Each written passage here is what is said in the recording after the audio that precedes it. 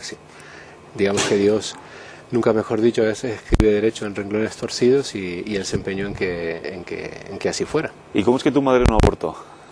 Pues mira, porque siendo una situación complicada, pues hace ya tantos años, en 1969, ella se vio abocada a ello, pues por lo que le decía mi padre, que era una persona pues sin formación, sin fe, y era pues lo que era la solución fácil y sencilla, ¿no? Sin embargo, ella sí tenía una fe, en esos momentos pasaba por unos momentos convulsos, pero tuvo la suerte de tener cerca de un sacerdote que le explicó, ¿no?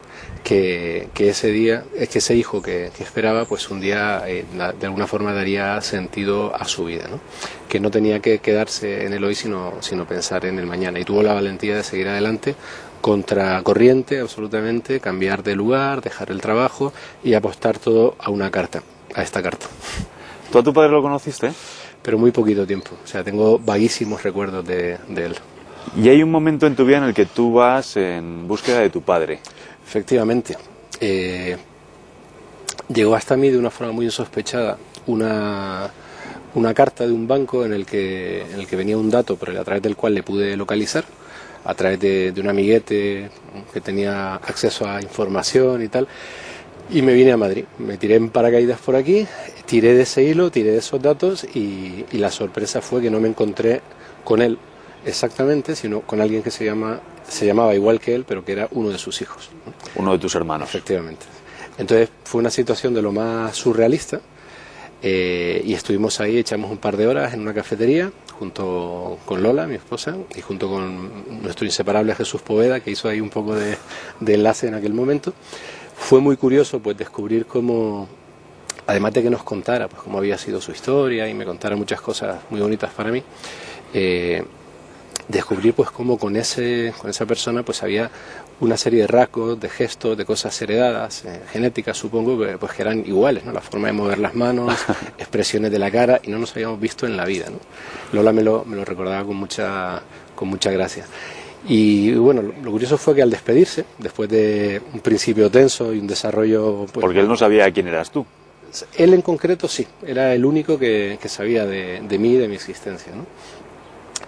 Y bueno, el caso es que cuando nos despedimos ya uno no sabe si darte la mano, darte un abrazo, porque no te encuentras con alguien así todos los días, ¿no? Entonces, al final nos dimos un abrazo. Y recuerdo que al darle el abrazo y golpear por detrás noté algo duro y frío. Y metálico. Y metálico, sí. Y entonces me quedé así mirando y me dice con una voz así aguardentosa: ya sabes, hermanos, que sin una de estas en Madrid no eres nadie. Y claro, fue como, vale, no sé si venirme a vivir a Madrid y tal. Al cabo de los años acabamos aquí en Madrid. Y fue una situación, pues, ya te digo, surrealista, curiosa y bonita, que vino a poner pues un punto y seguido en una parte de mi vida, también de la vida de mi madre, y fue como una respuesta que nos regalaron desde el cielo a una serie de interrogantes que había abiertas y que no habíamos tenido ocasión de cerrar. ¿Tú ya sabes cuáles son esos planes en lo que a ti respecta? Pues mira, como soy muy cabezón, lo voy descubriendo al cabo de los años y con el paso del tiempo, ¿no? Al principio es algo pues que te suena, como que te cuentan y está muy bien, pero poco a poco lo vas descubriendo, ¿no? Y algunas personas pues necesitamos tropezarnos una vez y otra vez y otra vez para irlo descubriendo, ¿no?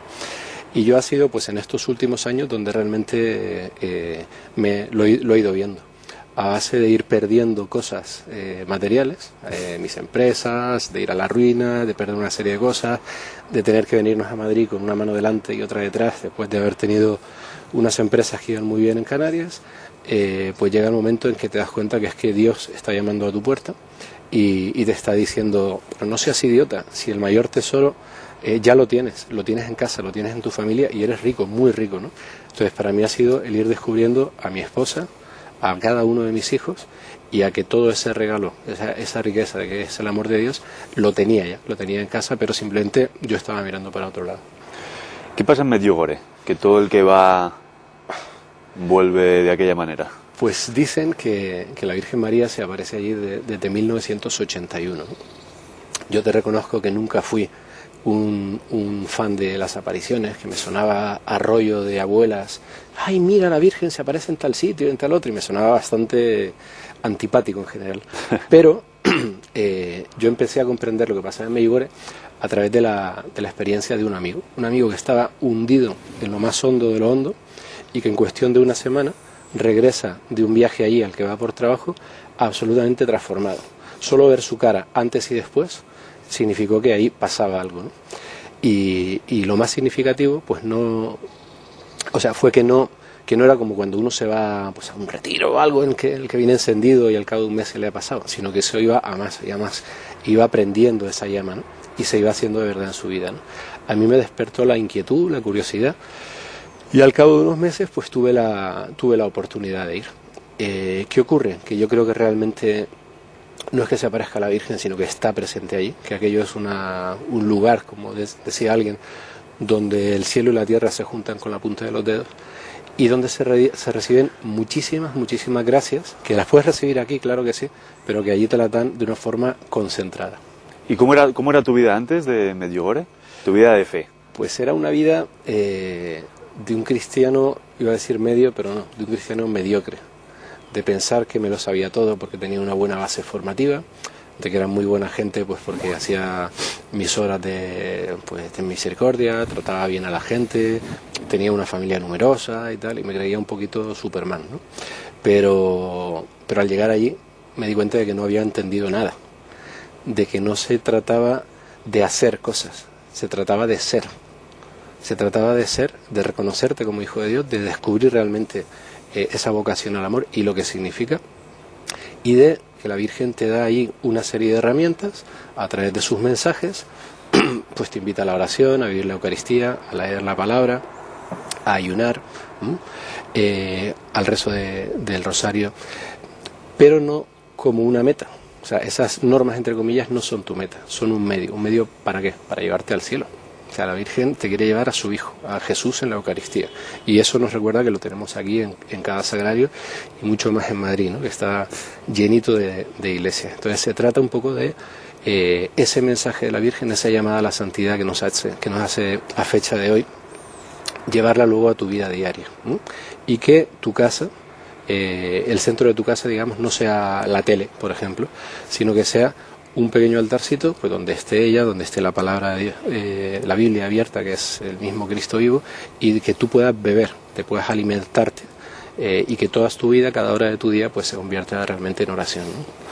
¿En qué consiste el encuentro personal con Cristo? Se trata de, para mí por lo menos, ¿no?, de un momento en que, o sea, el Papa Benedicto siempre yo recuerdo que él lo describía en la encíclica primera que escribió, en la Deus Caritas Est, hablaba de que ser cristiano no significa pues, una actitud, o sea, una serie de cosas que hay que hacer, sino un encuentro personal con Cristo.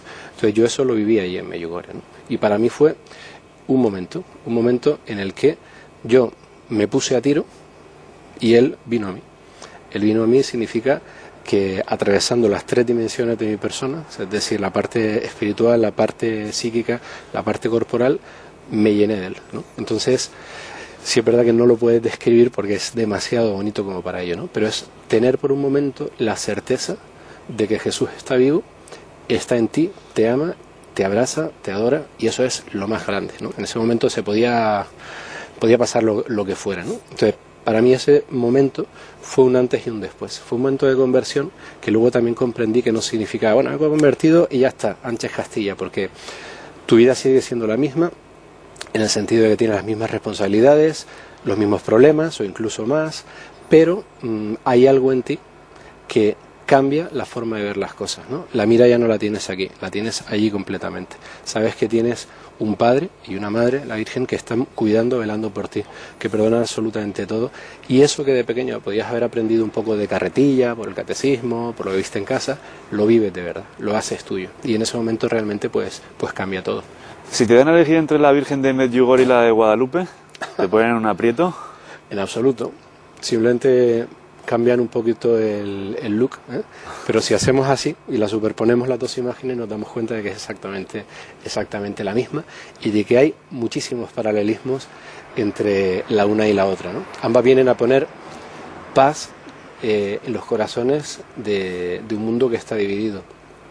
ambas tienen, no sé, la figura de un obispo que al principio no se lo cree, ambas vienen en un momento complicado de la historia de la humanidad y nos vienen a decir que son nuestra madre, que nos aman, que no tenemos nada que pedir, que temer, perdón. Nos invitan a la oración, nos invitan a la conversión del corazón y lo más importante, nos llevan a su Hijo, nos llevan a Jesús en la Eucaristía, la Virgen de Guadalupe además embarazada, tal como viene, ¿no? Se nos presenta como santuario de la vida y de la familia. Hablabas antes de tu vida o de una de tus vidas anteriores cuando te iba también en lo económico. Sí. Ahora se habla mucho de crisis, Rafa, pero a ti la crisis es una cosa que te viene de lejos y en la que ya estás entrenado, ¿no? Hombre, un poquito sí, un poquito sí. A ver, no quiero relativizar la importancia de la gente que se queda sin trabajo, que se queda en la calle y lo pasa mal, ¿no? Pero hay auténticos dramas. Hay auténticos dramas y algunos conocidos y cercanos, todos tenemos, y muy, muy dolorosos, ¿no? Sin embargo, yo creo que tiene una parte positiva. A mí siempre me gusta mirar a lo positivo, digamos que para el común de los mortales, los que estamos no tan mal, digamos, ¿no? Y es pararnos un momento y reflexionar un segundito sobre el sentido de nuestra vida. Es decir, oye, ¿yo para qué estoy aquí? ¿Para qué estoy en este mundo? Para almacenar bienes y cosas y cosas y cosas. Dice Jesús Poveda, que le cito otra vez. Él va a estar encantado de que le cites, sí, las, ¿no?, veces que sea necesario. Pues que las cosas más importantes de la vida no son cosas, ¿no? Y yo creo que la crisis a muchos nos ha ayudado precisamente a eso, ¿no? A que si no puedo pagar mi hipoteca y me tengo que ir a otro sitio, si no puedo tener 2 coches y tengo que tener medio, a que voy quitando cosas de mi vida y al final voy viendo, oye, ¿qué tengo en mi vida? ¿Qué soy en mi vida? ¿Qué cosas hago?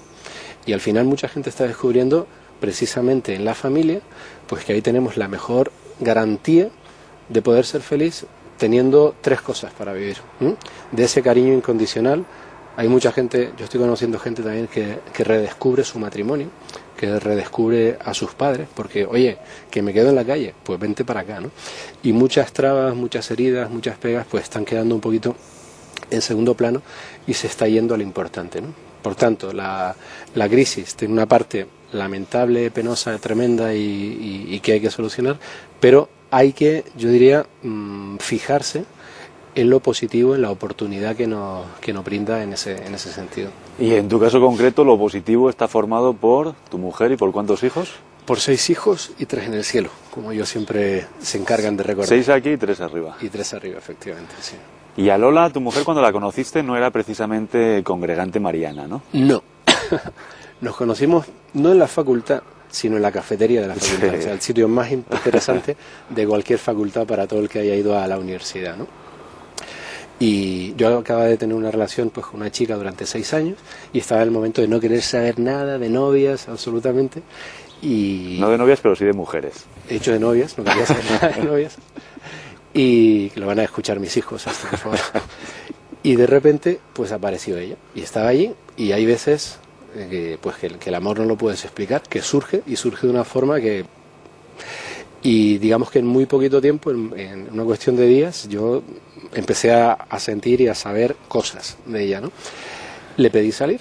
Llevaba un macuto de estos que llevábamos cuando éramos chavales, con un pin con la cara de Lenin, por ejemplo. Otro que era una icurriña con el signo de HB. No tenía ni idea de lo que era Herri Batasuna en aquella época, pero era todo lo contra y lo anti. Era abortista, era divorcista, era un poco anti todo, ¿no? Pero yo no lo sabía. Yo no me enamoré de la persona, ¿eh? No de las conductas, de las cosas que ella podía hacer. Y claro, cuando nos planteamos el empezar a salir, nos dimos cuenta de que había muchas diferencias, ¿no? Que no era, como tú dices, ni una congregante mariana, ni iba a misa los domingos, ni nada, ¿no? Sin embargo, vi algo. Yo le pedí y le vendí la moto para que apostara por salir, y probando, ella siempre cuenta pues que descubrió algo en los amigos con los que yo me movía, ¿no? Que era algo que ella no había conocido hasta ese momento y que ella definió como alegría. Tenía amigos que estaban en la iglesia, que eran católicos, mucho mejores católicos que yo, y ella dijo, yo quiero eso. Y poco a poco, pues se empezó a acercar, rápidamente me adelantó por la derecha y lo suyo realmente pues fue un milagro, ¿no? Fue un milagro porque es una conversión maravillosa y es un ejemplo pues de tesón, de voluntad y de amor del bueno, de amor no solamente de romántico, sino de ese amor que con la voluntad en el día a día lo conviertes en entrega, ¿no? ¿Y cuántos años lleváis enamorados de amor del bueno? Pues 20. Llevamos 18 casados y 20 desde que nos conocimos y empezamos a salir. Ha sido muy divertido porque si nos ponemos a mirar hacia atrás todos estos años, realmente ves que, ¿te acuerdas de esta época? Era imposible. Y en esta tampoco, en esta, bueno, nos teníamos que haber separado, ¿no? Y te das cuenta de que dejándote un poquito ayudar por la providencia, yo no he sido un gran cristiano, pero siempre he tenido mucha confianza en la providencia, pues ves que nunca falla, ¿no? Y cuando estás ya en el límite de que ¡wow! Vas a caer, alguien te agarra por detrás y no te deja caer. Y luego también hemos aprendido juntos una cosa, ¿no? Que es que cuando tú pides algo a Dios, dicen que Él siempre tiene 3 posibles respuestas. La primera es sí, y te concede lo que pides. La segunda es todavía no. Y la tercera es tengo algo mejor para ti. Entonces con nosotros casi siempre ha funcionado la tercera. Lo que pasa que de eso nos vamos dando cuenta pues a toro pasado, ¿no? Cuando ha pasado un tiempo, y la verdad es que es maravilloso mirar para atrás y ver, digamos, todo lo que tienes por delante. ¿A ti y a Lola os da vergüenza hablar ante los demás de Dios? No, en absoluto. ¿Y de sexo? Tampoco. Porque el sexo es de Dios, ¿no?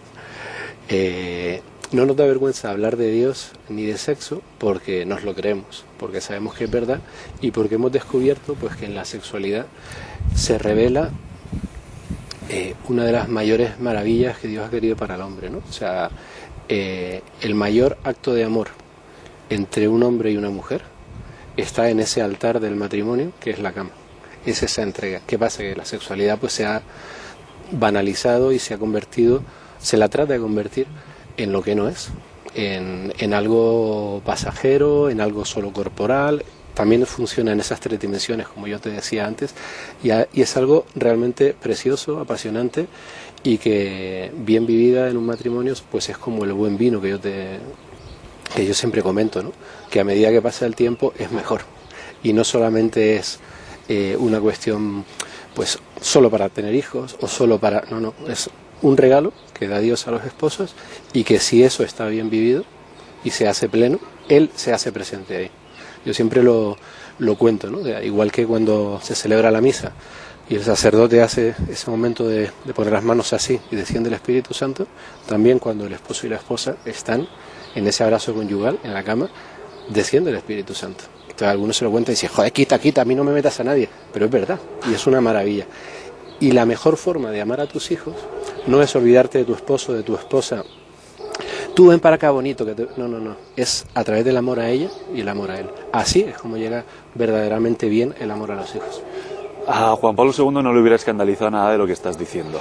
Digamos que todo lo que yo cuento de esto lo he aprendido de él, de su obra, de sus escritos y de su fundamentación antropológica, ¿no? Él, para mí, el mayor legado que ha dejado, aparte de la caída del comunismo, del muro y de tantos viajes de la JMJ, son sus enseñanzas sobre el amor humano, ¿no? Lo que él definió como la teología del cuerpo. ¿Y Lola y tú dais charlas, por ejemplo, en colegios? Pues sí, siempre que lo piden.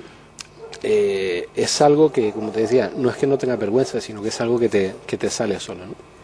Damos charlas en colegios, cuando nos vamos de peregrinación, cuando estamos con un grupo de amigos, o directamente atendemos a personas, hacemos un poquito la labor de la orientación familiar, pues escuchando. Todos estamos heridos, todos tenemos grandes heridas dentro, y se trata de escuchar y tratar de aplicar un poquito todas esas enseñanzas a la vida de cada uno.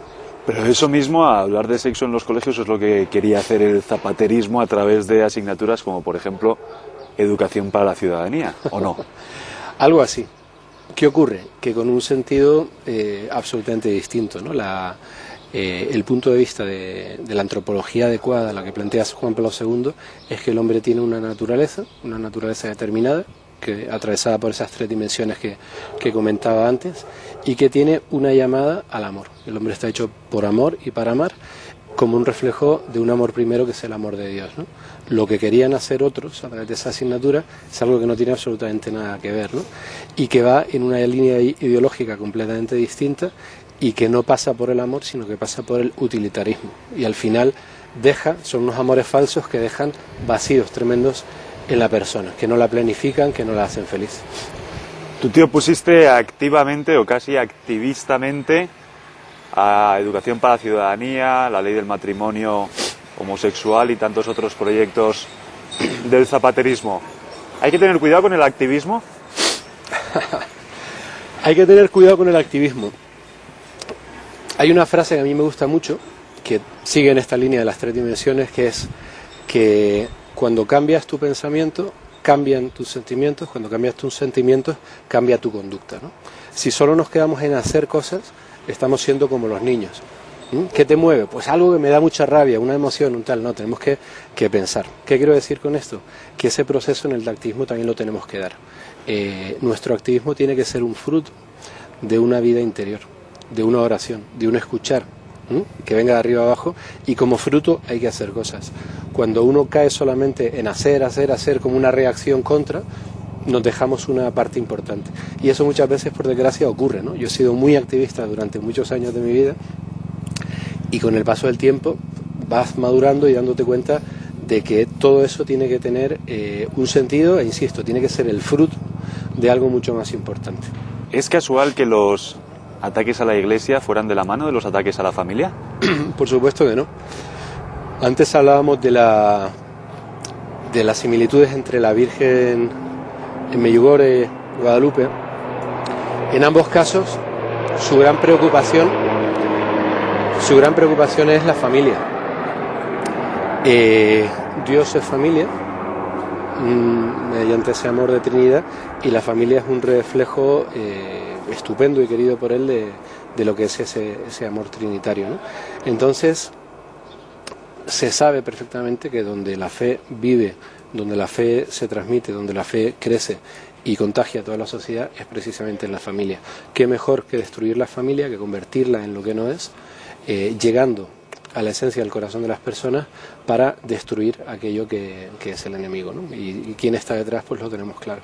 ¿Quién está detrás? Pues uno con cuernos, que dibujan con cuernos y rabo, ¿no? Sí. O sea, yo no tengo ninguna duda, ¿no? O sea, el demonio existe y él es el que está instigando pues que todo esto vaya en esa línea, ¿no? Él, que es el padre de la mentira, pues confunde muchas veces a las personas, que en ocasiones pues queriendo hacer un bien, yo no voy a entrar a juzgar a personas, pero sí a conductas y actitudes, pues de una forma muy equivocada y a veces muy lamentable y a veces muy mala, directamente muy maligna, llevan por donde no deberían ir las cosas. Tienes un hijo con fiebre ahora en casa. Efectivamente. Pues como no nos metamos pronto, vamos a acabar con fiebre tú, yo, Alberto, Pablo. Yo creo que sí, que habrá que tomarse algo calentito, ¿no? Bueno, Rafa Lozano, muchas gracias. Adiós.